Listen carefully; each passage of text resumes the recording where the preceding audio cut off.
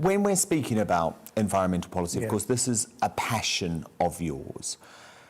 Don't we need to be putting more pressure on China now? Isn't that what we have to do? Because we've sorted ourselves out. And in fact, if you look at the Chinese carbon emissions, that's where the issue is.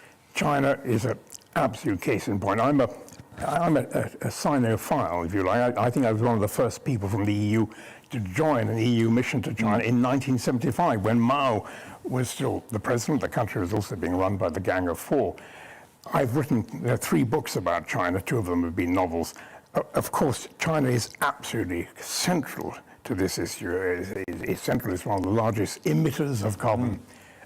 Well, 1/3. I mean, 1/3 of all the world's emissions, and we're now less than 1% in the UK. I understand all that, but I don't think it does any of us any good to kind of go in there saying, well, now we're going to take on China. We're going to force China to do this or that. That is not. It's just not going to work. It's not going to be useful. What we have to do, I think, is work very closely with China, and we have to say, look, actually, we the West, are going to deliver what we promised to deliver, which was $100 billion a year between now and 2030. Because if we don't do that, the chances of the developing world coming on board this whole climate change thing are very, very small. This is where China comes in. China is still, of course, technically speaking, a developing country under the UN classifications. But China also plays an absolute dominant role. We've got to work with them, and we've got to say to China, look, actually, it's perfectly obvious that we cannot any longer go on importing the huge amount of goods we've been importing from you, and also more from India too, unless we have a sense that you are actually bringing in the carbon reduction programs. Do you see what I mean? People talk about carbon leakage, carbon border taxes. All that is where it has to go. But it has to be done in a totally friendly way, Dan, and we have to say we've got to work with China. We've particularly got to work with China for this big conference coming up in Glasgow. But even before then, China is going to run. But they're not listening to us. They are listening. I had a most wonderful, wonderful meeting a year and a half ago with the Chinese ambassador in London. It went on literally an hour and a half. We ended up by singing a song about the carbon absorptive capacity of mud, much more absorptive even than tropical forests. And how did we get to that point? Because we started singing the Flanders and Swan song. Mud, mud, glorious mud. There's nothing quite like it for cooling the blood. And I tell you, they will be on our side. We will be together. And I honestly would say to my friends in the Conservative Party, look, don't try and raise the temperature and say they're the enemy. I didn't like that side of the G7 communique, which seemed to say we're all going to get together now and gang up on China. We have to work with them. Because this is the disagreement which could end up tearing apart the Conservative Party, how to deal with China. And we've seen different approaches internationally with Australia, the Australian Prime Minister Scott Morrison taking a much tougher stance on China. That is the approach that I agree with. Dominic Raab, the Foreign Secretary, seems to be taking a much softer approach at the moment. But what about people who say, Stanley, you know, they aren't listening to us. They might have been trying to use you to get to Boris. Well, I mean, they must use whatever means they have, but I don't think, you know, I'm a particularly good conduit on that front. No, I'm looking at the substance here, and the substance is we have to bring China along. China has come a long way. I don't want to get too technical here, but China has already said by the year 2060, we're going to have net zero carbon emissions. Do you believe them? Oh, I do. I absolutely do.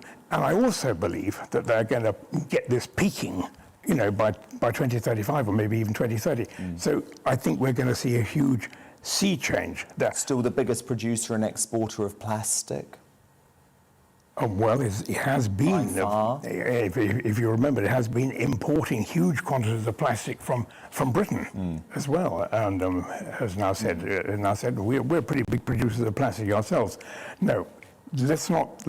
Okay, so you think the friendly approach can work? Because I do. What confuses me, you see, is when you have Extinction Rebellion, right, and that's an organisation that you have. Oh, I know. I carry the flag. You've supported them, and What I don't understand is Extinction Rebellion are using extreme methods, at times illegal methods. They want to shut down the printing plants of newspapers. They want to shut down main roads. They want to stop the runway at Heathrow. And they want us to change our way of life. You know, veganism, stop flying, and actually, aren't we doing it the proper way? And we shouldn't be supporting this extreme approach by the XR. Yeah, by the way, I'm not aware that Extinction Rebellion, as a policy, has said that they will do illegal things. I'm not aware of that.